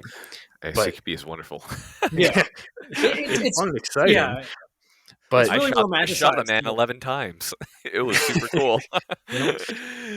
The training is what I'm talking about. Now, you know, when it comes to survival training, especially when we're talking about Arctic, let's talk about Arctic for a second. Arctic is really interesting. The Arctic environment is, in my mind, one of the most interesting places that you have to survive because of every biome that I've had to train to survive in. Arctic is the one environment in my mind that humans are literally not meant to live in. Human beings are without specialized equipment, you will within about a minute be close to or at death. Like where we were near Dead Horse, Alaska, which is right there in the Arctic Circle, we're talking negative 80 degrees, right? Holy shit. You are dead very quickly. You are dead very quickly unless you have a very specific tools and equipment. Even if you dug yourself a fucking snow cave and you got down in that snow cave, you will still be dead within a couple minutes because that is just too cold for human bodies. So this idea that we learn to survive out there is so crazy to me. Like, and especially that people have adapted to live out there. Yeah. Incredible. And we spent a lot of time learning about the native people who live there and from different environments all throughout the world, from northern Russia to the Inuits to everything. And wow, like holy shit, like these guys this is what they do. It's like, yeah, day to day, this is just where they live and this is how their bodies have adapted and this is what they have done. Simply incredible. For generations. You know, once you start getting into like the Siberia fucking people, like there's people that live in fucking Siberia, like up in there, just that's their life. It's crazy. Crazy. You know, the first time the time I realized like how dangerous anything was I had a malfunction in my shelter during Arctic training, and what happened? So essentially, I mean, it was basically my fault. So I obviously at night when you're sleeping in these fighter trenches, it's very cold out. It's negative 80, wind chill on top of that. That's too cold for a human being to live. So we're in there, and I drank a little too much water that night, so I had to pee. And you need to pee. You cannot allow that water to sit in your bladder because it will cool your body down too much, and you'll slip into hypothermia in that environment. So I went to grab my water bottle to pee, but I couldn't find it. I simply couldn't find it. I don't know what had occurred. I had misplaced it somehow. And I couldn't pee in the trench because of condensation. And I was like, okay, I need to get out there. I need to pee. Like, I'll just pop the door off my little snow cave here, and I'll pee out into the wind. You know, it'll be fine. And I remember pulling my dick out into this negative 80 plus wind chill, and as I started screaming because it was so painful. Like the piss was freezing to my dick head and on my dick hole, and like the pee was pushing out like the icicles out of my dick hole. It was, and I got frostbite on my dick, dude. It was horrible. It was horrible. Yeah, it was horrible. And I was like, people live here, dude. People live here, and I'm just some retarded white kid up here, like pissing into the wind because I fucked up and didn't keep my Gatorade bottle close on me.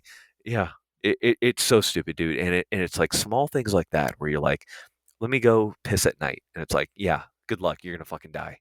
Like Yeah. like good luck. And when we got out there in Alaska, and like we stepped off the vehicle, like you're just like, man, it is fucking cold out here, and you have good layering systems on, but even so, when you don't move, you're still gonna get cold, because you don't want to be so warm to when you move, you start sweating, because if you sweat Yep. in that environment, fucking You're gonna done, fucking you're die. dead. You're gonna fucking die.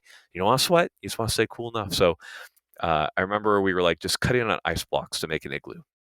And you don't want to move too fast, so it's just like pain, dude, just pain. It's fucking January out there. It's just dark constantly, and I'm just cutting these ice blocks, and I'm like an E3 in the military, and I'm like, yo, this is fucking bullshit. And I was so cold, dude, and I was like, hey, I am so cold right now. I said to the instructor, and he was like, yo, I don't fucking care. Go walk. And so, like, if you got cold, you just walk, because you can have a fire. This is like an invasion situation. So I just kind of walked. I just walked for a couple minutes, and I was not like dying of cold, but I was just kind of like uncomfortable. And I was like, okay, cool. And then, we went back to cutting ice, and it was just the only way you could not freeze was just kind of moving. And then at night was just miserable, because you're just cold no matter what you did, because there's no trees out there. There's nothing to, make a bow nest where you can get off the snow, and you're just, these sleeping bags are okay, but you're so cold. Yeah, it sounds like your training was much harsher than mine. I was in the woods in Estonia, so I was able to build fires. It wasn't an invasion, it was just survival. Mhm. But there's a difference from, I've noticed, whenever you step off, like, and you start training, you're like, man, this kind of sucks. But then like the mornings are the worst for me. I don't know how it is for you. The mornings are always the fucking worst. The mornings are very, very slow and very, very cold. I'm Yep. sending you, Mitch, I'm sending you a photo from the Arctic when we climbed up a mountain, but it was horrible. But the mornings are perhaps the worst part, right? And Oh fuck. when I was going through training um, to become a SEER guy, we weren't in as cold of an environment, but it was still winter, and it was still quite cold. And you're sitting there in your underwear, because I try to sleep in as little as possible when I was in my sleeping bag, and you wake up, it's 3 a.m, and you gotta go. You gotta start getting things ready for the cadre and the come, and getting ready to go, or as an instructor doing it, and like, dude, that first getting out of the sleeping bag to put on cold socks, put on cold pants, like. And so we just started making like bird noises to each other to like hype each other up. We'd be like, caw, so like, it's just horrible. And it's those skills that are so vital, man. Yeah. That suffering that you feel, that suffering, that comfortability with being a little bit miserable is Yeah. so important. I think it's something that we've really lost in today's environment. You know what I mean? Like, everything's so comfortable nowadays, which is great. Like, we're at a wonderful point in civilization, but like, let's get back to it. Let's get back to eating a saber-toothed tiger with my mouth. It's and this comes up a lot. I think this quote's come up a couple times. Not even a quote, just like, strong monkey create good times. Good times create weak monkey. Weak monkey create hard time. Hard time creates strong. It's a circle of fucking life. It is. It is. But I feel like we're at a point where we can at least make it cool to be a strong monkey again, right? Yes. To be a very strong monkey, and to make that interesting, and to bring that joy, just like with firearms, like, to a younger generation. Be like, hey, Yeah.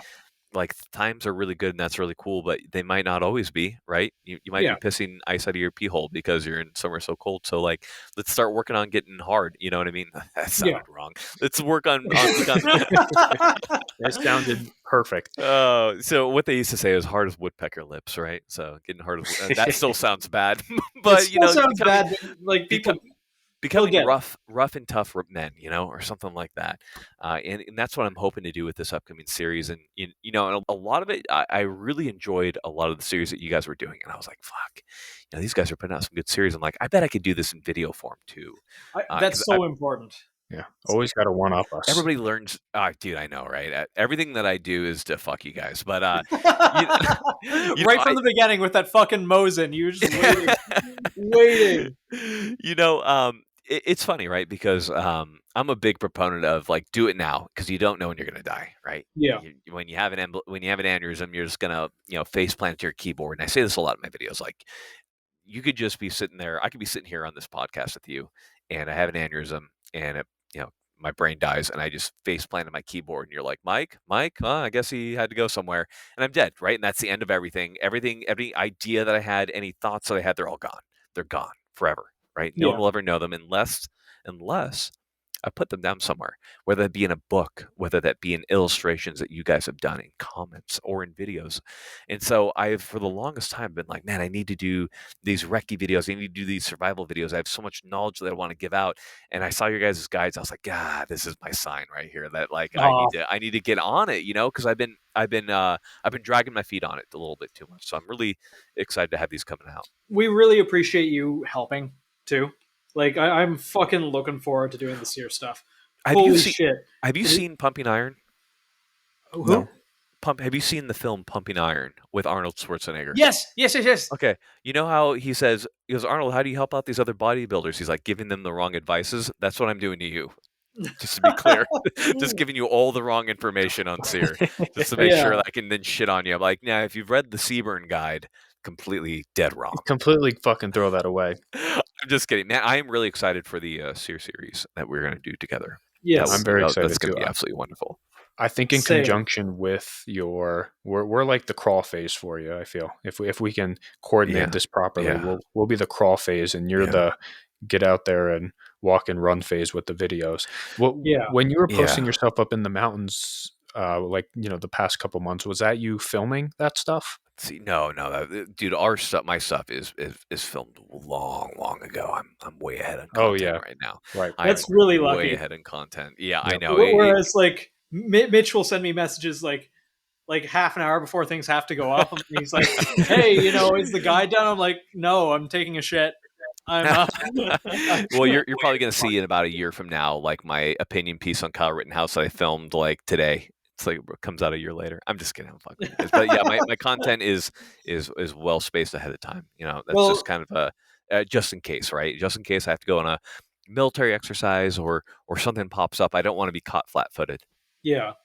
Well, this is a podcast, so it's slightly like a free fire zone, slightly. And I'm going to say this is the only current non-military person here.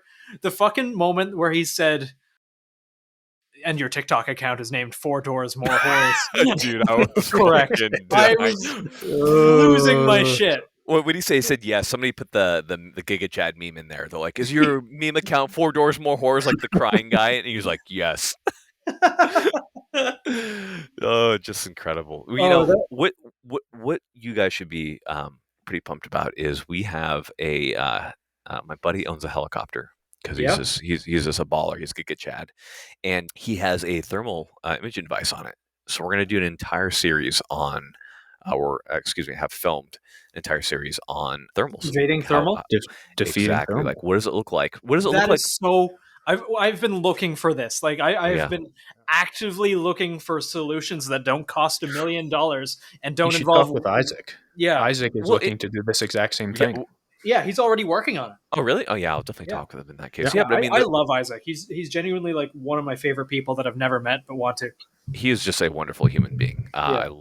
He just like genuinely like a better person than all of us. Like literally better than us in every way. We're pretty terrible, so I'm inclined to more handsome, better family man, super nice. Like I love the guy. But I mean, like the question is like, how many people without military experience have had the experience of looking from a thermal imaging device onto the ground? Like, what does it look like? What are they seeing? What does it look like when they spot you? What prevents you from getting spotted? How close do they have to be? It's all these questions that people don't know. It's like, hey, I'm going to answer every fucking question. I don't, you know what I mean? Like, just let people know. And I think that's the information that we want to put out more of. Because that's awesome. Because the more information like that, especially from people who know what the fuck they're talking about, the better. Because there's a lot of people who don't know what the fuck they're talking about. Mm-hmm. And if you have a fucking helicopter and you have thermals and you can go out there and show and physically do these things, and I'm sure that's how we kind of do things. I figure shit out as I'm doing it sometimes. Yeah. You learn from things. You maybe have this way that you did something and you're like, well, this doesn't work in this situation. So now I'm going to see if it works in this situation. Just not being that one trick pony is very important. Very, very important. Yeah, absolutely, man. It should be a good time, man. I mean, you should definitely come out at some point and, participate in them. I think it'd be fun. That would be nice, actually. You're That wasn't to you, Mitch. I'm not inviting you. Oh, I'm fuck. inviting Never mind. Nathan. Oh, Never mind. well. All right. Would you like to hear a really good comment? Yes. From my video? Okay. So you guys familiar with what a Mark 12 is? Yes. Okay. So I did a video on a Mark 12. It has a suppressor, of course. And so the comment from this guy is, he goes, "Why is this dude wearing headphones when it's a rifle with a silencer? Trying too hard, dude." I love this. Yeah, I love this shit. Oh my god, love it. You love to see it, man. You love to see it. Oh my, yeah, fuck my hearing, dude. Yeah, no, fuck your hearing. And fuck my hearing. Fuck everything. Silencers make all guns completely quiet, just like in the movies. Yeah. If you don't know that, then you're fucking stupid. God, so fucking stupid. Completely quiet. It just sounds like a little pew. It's like Goldeneye. Oh my god. Okay, so here's a question for you guys. Yeah. So when it comes to this recce stuff, what topics do you want to see? Like, what's really interesting to you?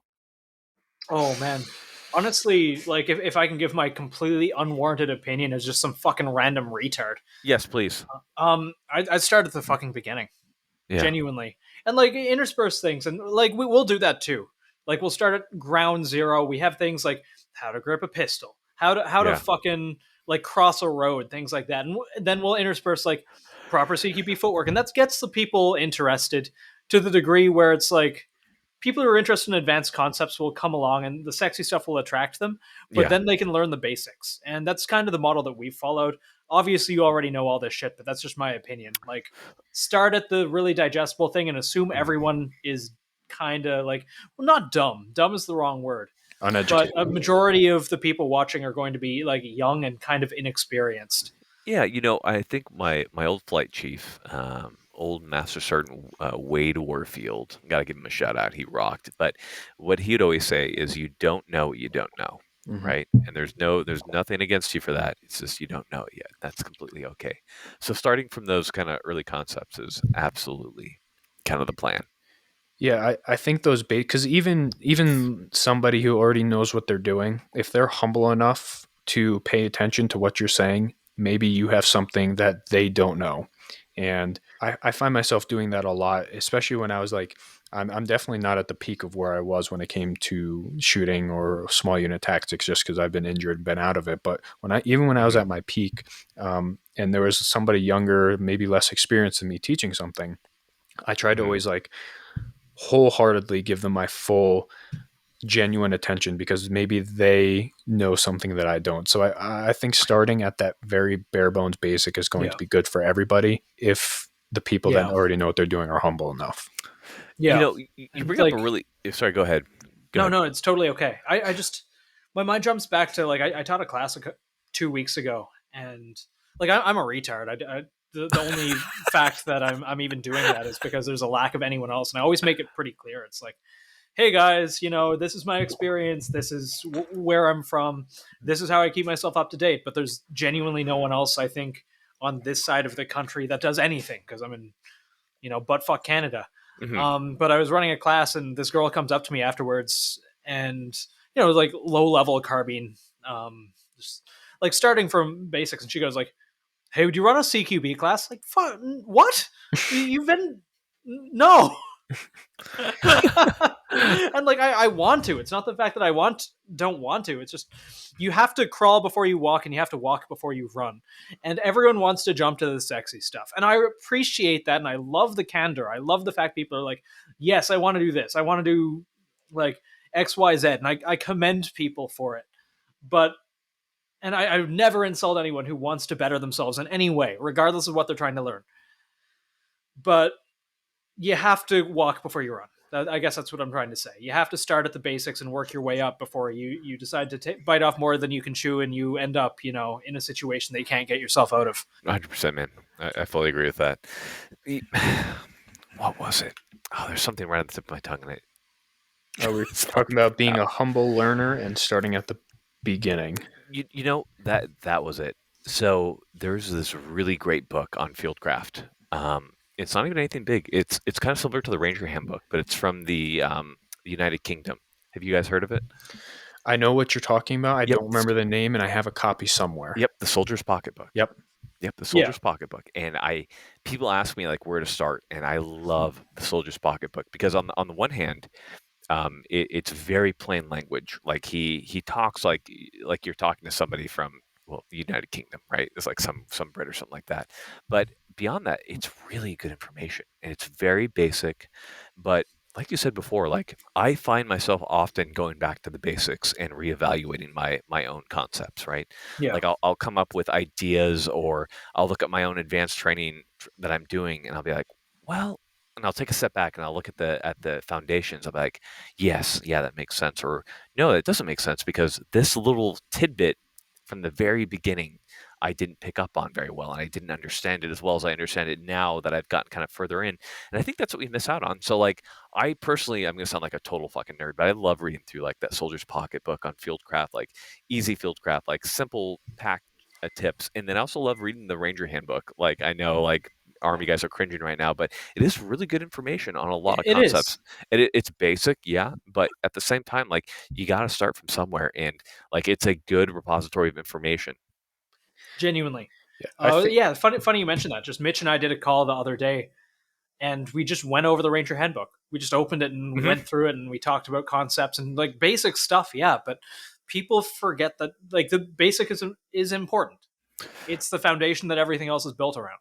Yeah, absolutely. I think that's what made those Magpul DVDs so approachable, right? Yeah. Because you remember they like started, it was like safety. It was like, you like start a safety, and then it was like, okay, now we're going to zero the gun. And literally like it showed you how to zero your gun. Yeah. And so many people don't know how to zero a gun. Oh my God, that is a huge topic. Yeah. Well, like I'll go run a course with a bunch of guys, and it's like, oh, everyone shows up and they've got like their IR devices and, night vision and all that. And they're like, hey, Nathan, can you zero my rifle for me? And like, hell yeah. Fuck. And I understand it too, right? Because it is me hard too. To It's like it's hard to get to a gun range, right? Yeah. For a lot of people who live in the city, like it sucks. There's not a good way to do it. But beyond just like a zero, like I had a person ask me what zero I used, and I said a 36-yard battle zero, and they're like, that doesn't make any sense to me. Why wouldn't you zero at 50? And so then I had to pull out the chart of showing the bullet drop, right? And they're like, well, that doesn't make sense. Why is the bullet dropping at different points? I'm like, it's due to the fact that the angle, like it got so complex at that point, you know what I mean? But people don't understand that based on what distance you zero your gun at is going to completely affect your holds at different distances. And that is why I use the 36-yard battle zero, because I fucking love it as far as the holds go. But like people just don't know that. And beyond zeroing, people typically just haven't had the opportunity to shoot to 600, right?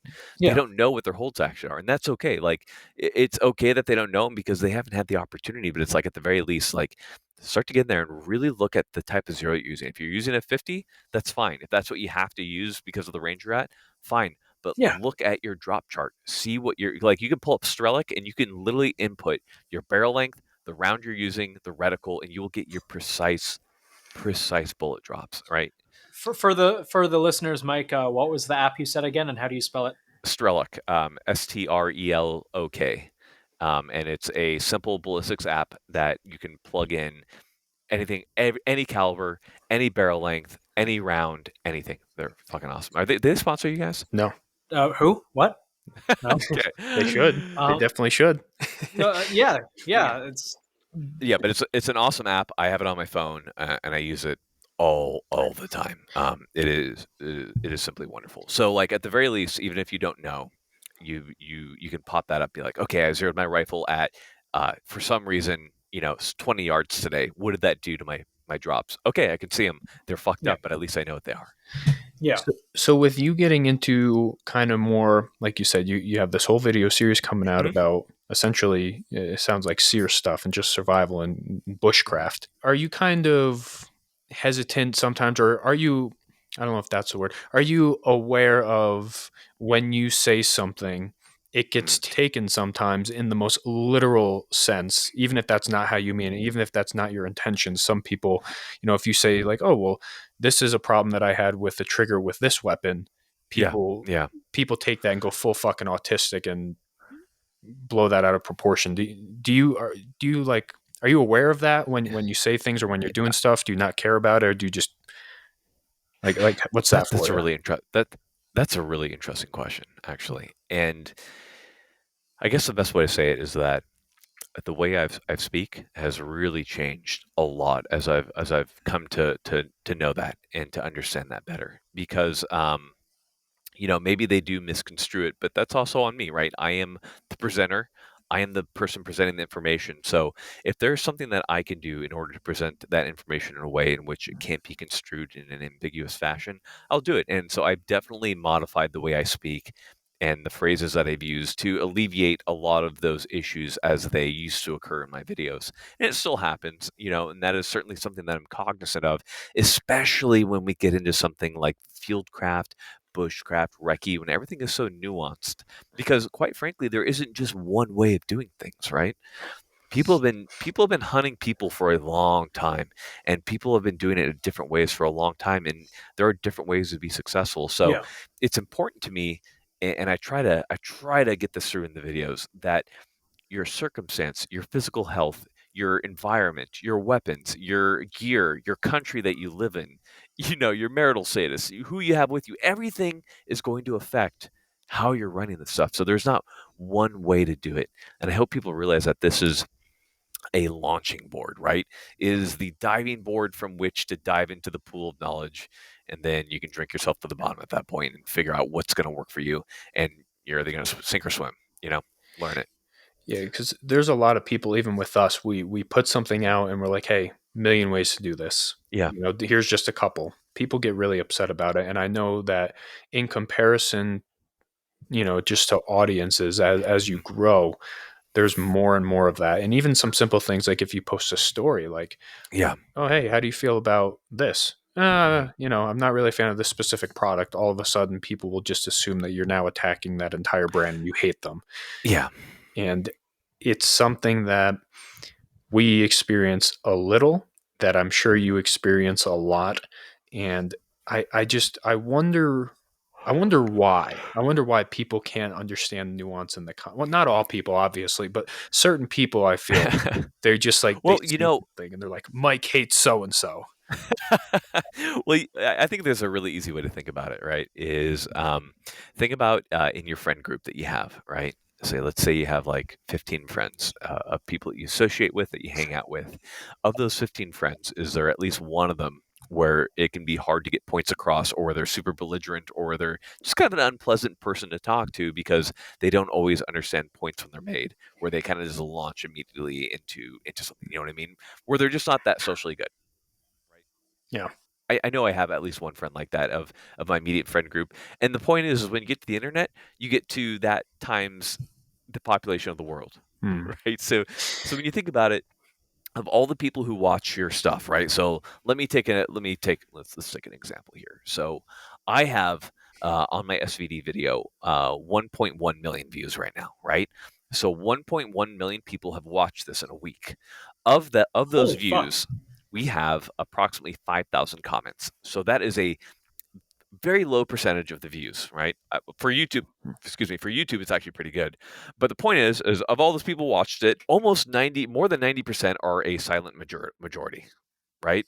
And then you have the people who are loud enough to say something. Of those people who are loud enough to say something, of course, you're going to have the assholes in there, the people who don't understand, and that's just going to be the way it is. You know what I mean? So I used to get really kind of into the comments where I'd be like, how can this guy not fucking understand this? What the fuck? I said this like very explicitly, but now I just recognize it as, you're always going to have those personalities and those people out there where due to their education level or their person or their brain chemistry or whatever, I'm not trying to be offensive here, where they're just not going to understand, they're not going to, they know so little that they can't conceptualize and understand the very basic message. Like that guy with the Mark 12 video, he knew so little that he didn't understand that rifle with a suppressor is not hearing safe. And so in his mind, he just didn't know enough to understand that that's a thing, and that's why he said that comment. And for most people, they would recognize that they don't know enough. They wouldn't say anything, but some people are just loud. I'm sure y'all are familiar with the Dunning-Kruger effect, being that, the less you know about something, the more you think you know, and the more you know about something, the less you know. It's a very real thing, especially online. Yeah. I think communication skills in general as well, and social skills are something that has kind of been dwindling because of social media. And in return, you have people that don't know how to communicate, that they might know a ton of shit.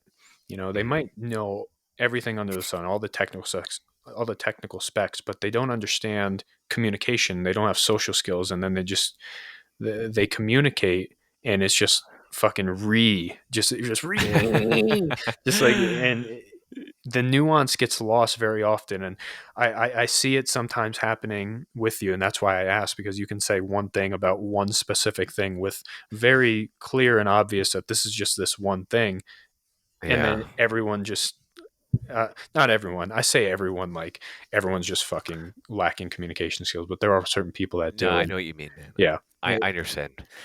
It starts. Go ahead. Go ahead.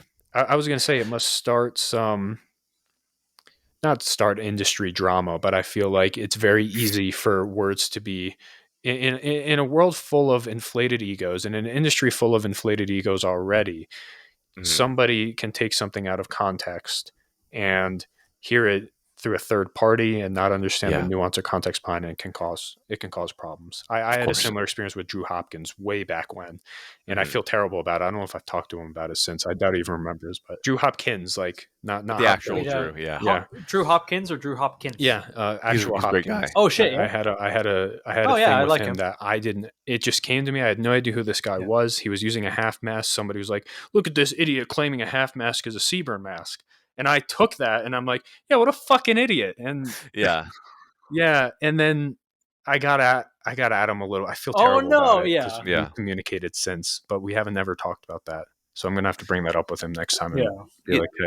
But you know, I feel like that's happened with a lot of people. Remember like Orion and Lucas, their whole thing, and now they're chums. Yeah, man. I mean, like to make mistakes is to be human, though. You know what I mean? Like maybe it's because I'm not so young and angry testosterone man now, or maybe it's just injuries kind of make me kind of reconsider life and perspective a little bit. But I'm definitely less. I don't know.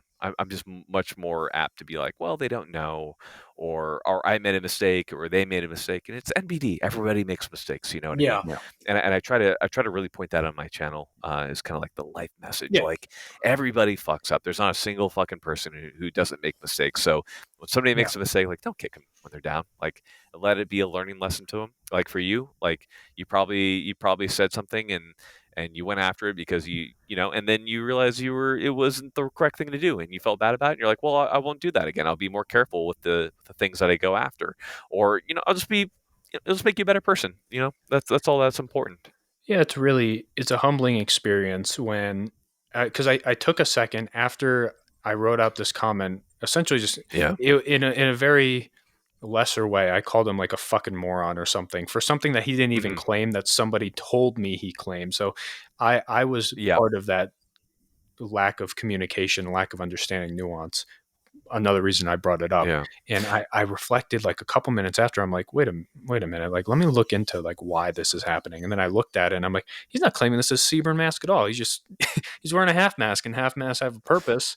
It's just not the purpose people are coming to me saying this person is using it for. And I'm an idiot for just wanting to get into that. And it's a toxic culture. Yeah.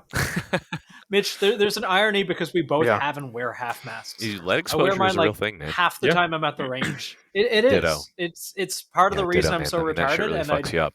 I don't want to get more retarded than I actually am. Yeah.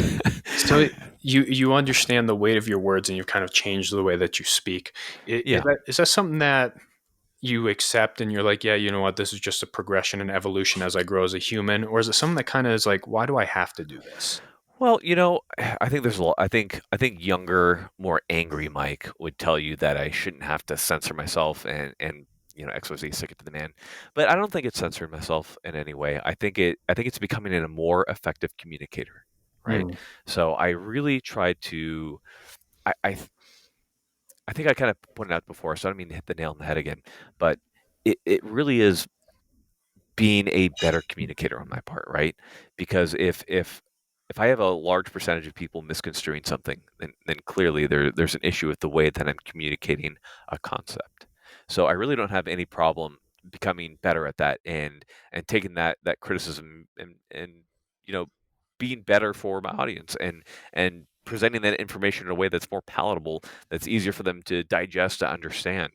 I look at my old videos and the way I talked, and I'm like, God, this guy is like, it's horrible. It's terrible. And I'm sure in a couple of years I'll watch myself and I'll be like, man, how did people watch this guy? Like, he can't talk on camera. It's all an evolution. It's all getting better. Public speaking, and I do think that speaking on camera is public speaking. Like, man, that is something that just, it takes a lot of time, man. It takes a lot of time and a lot. Like, very few people can just get up and do it and be good at it right off the bat. And for those people, awesome. For me, I have to work at it, man. Even, not just the video stuff. I'm trying to relate it to myself, and I think of what my content on social media looked like 3 or 4 years ago. 3 years ago, I don't think I've been around for 4 years now, but 3 years ago, it was just walls of text that I made in like Instagram story, And thank God Nathan's on board now, because he's, the biggest contributing factor as to why everything is more digestible now, and it's not just walls of text. No. Oh man, we're two no, guys are so I'm cute. Bitch, I'm just some fucking retard. You take that we both knowledge and that experience, and you look at, and that's part of. I look back at the stuff I was doing, and I'm like, well, this was fucking awful. I don't even know why anybody cared. It wasn't great, dude. No, it was great. Like, I followed you way before we started talking, because I really liked your content. Yeah, I stalked him. I was outside his fucking window masturbating. Yeah, I like that. Like quite often, and yours, Mike. Both. I was just looking in with my fucking nods, and it was a PBS7, wasn't it? That's small. It's two PVS 14 daisy chained together. It's not that ghetto, but still very vision going into the dual vision. Yeah.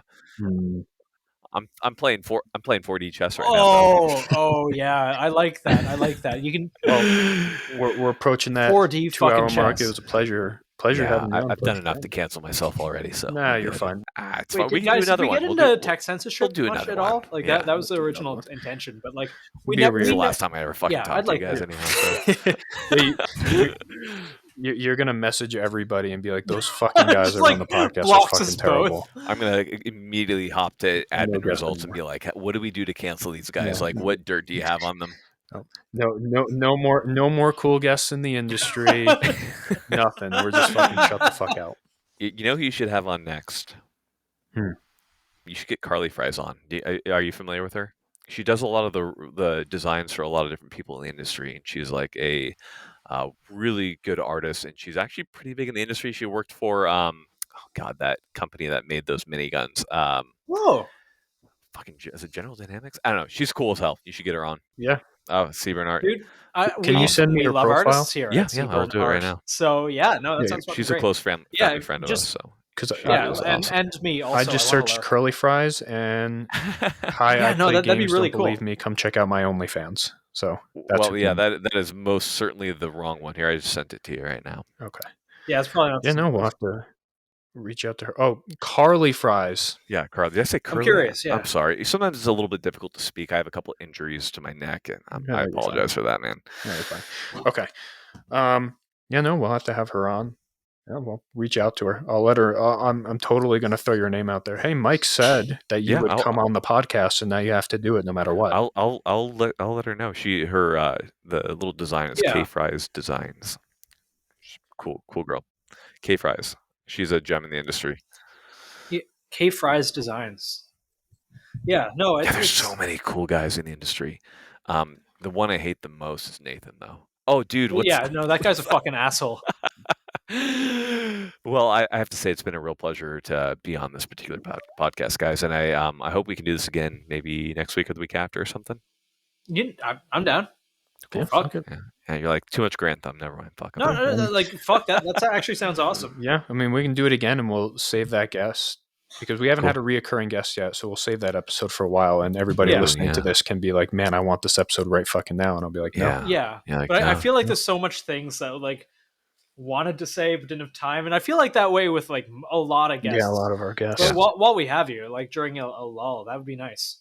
Yeah, also, I'm going to be traveling for the next couple weeks. We're going to be actually out and about the next 2 weeks. We're meeting up. So next week would, What we should do is we should get me and Isaac on together. Ooh, yeah. I love picking that guy's brain. Dude, I love that guy. That's why we had him on. We wanted to pick his fucking brain.